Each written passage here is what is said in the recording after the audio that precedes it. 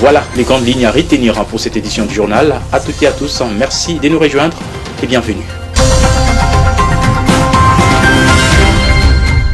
Bonsoir à tous. Les yeux de tous les croyants du message du temps de la fin étaient braqués sur Washington, la capitale américaine, où un deuxième président catholique de l'histoire a prêté serment devant le Capitole 60 ans après John Kennedy. Et à ses côtés, ce n'était pas Jacqueline, mais Kamala Harris, la dame en violet, qui inscrivait son nom dans les annales comme première femme vice-présidente des États-Unis d'Amérique.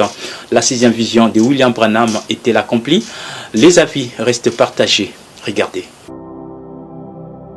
La main gauche posée sur une épaisse Bible, Joe Biden, 78 ans d'âge, devient le deuxième président catholique des États-Unis d'Amérique, exactement comme l'a prédit le prophète Branham il y a plusieurs années.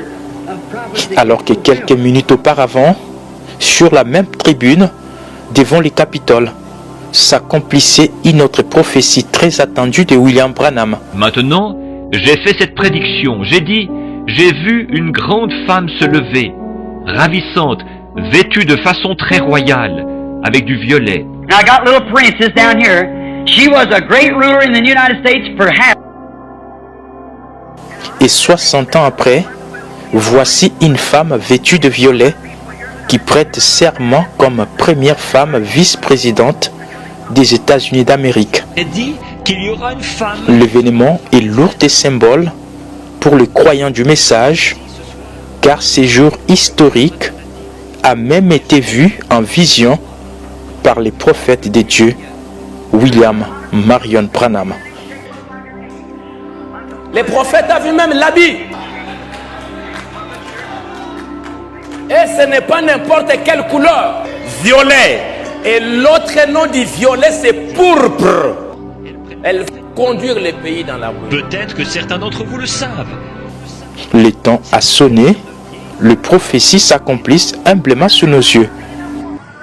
Frère Branham a fait une prédiction. Il dit, vous qui êtes jeunes, notez ça.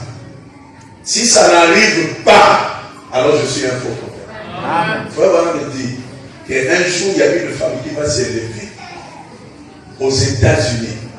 Elle sera soit présidente ou vice-présidente. Je la vois s'élever, elle est vêtue de violet. Amen. Alors, vous savez, je vous ai toujours dit que Dieu interprète sa parole en l'accomplissant. Vous n'avez pas expliqué, non, Jésus dit que c'est comme ça. Non, on n'explique pas une promesse. La promesse va s'accomplir, c'est à vous d'être vigilant.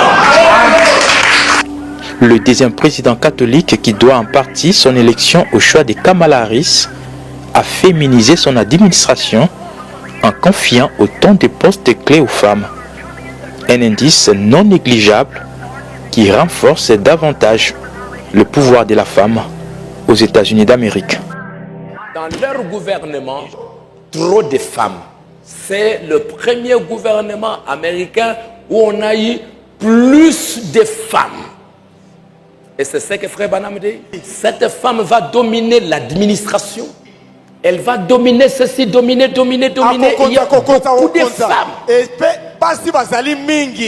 J'ai vu une femme s'élever. Si pour certains croyants, la prudence doit être démise afin de ne pas tomber dans le piège comme c'était le cas en 2016 avec Hillary Clinton, pour d'autres croyants par contre, pas la moindre doute, Kamala Harris a bien accompli la sixième vision.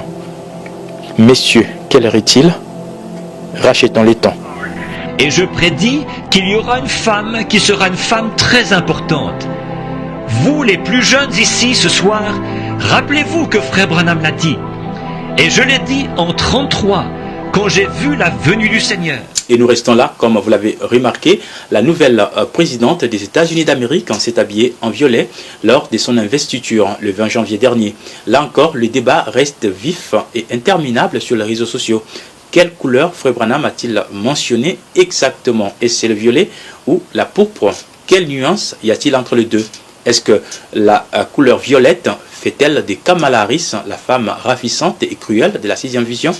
Tentative de réponse dans cet élément. Le violet, parlons-en, une couleur énigmatique. Il est le mélange du bleu et du rouge. C'est bien cette couleur qu'a choisi la première femme vice-présidente des États-Unis d'Amérique lors de son investiture. Mais pourquoi le choix du violet? Cette question est au cœur du débat sur les réseaux sociaux. Ce qu'on doit retenir premièrement est qu'en Amérique, le violet fait partie des 3 couleurs phares des suffragettes militantes féministes du début du XXe siècle, qui ont lutté pour obtenir le droit de vote pour les femmes. Donc, à dire vrai, le manteau violet de Kamala Harris symbolise le pouvoir et l'autorité.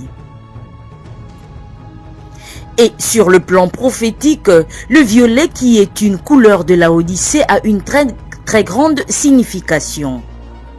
Car William Branham, le prophète de l'âge, l'avait vu, bien des années en avance, que la femme qui se lèvera au poste de président ou vice-président aux États-Unis s'habillerait en violet.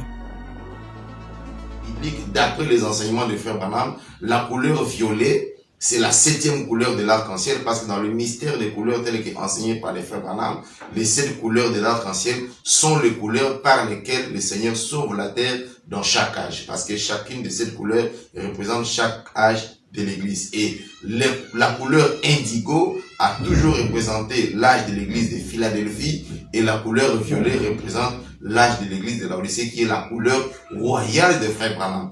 De sorte que je pense que l'événement qui s'est déroulé avant-hier lors de l'investiture de la présidence, la vice-présidente des États-Unis d'Amérique, et le couronnement de la 6e vision de Frère Branham qui a commencé son cheminement depuis Jacqueline Kennedy.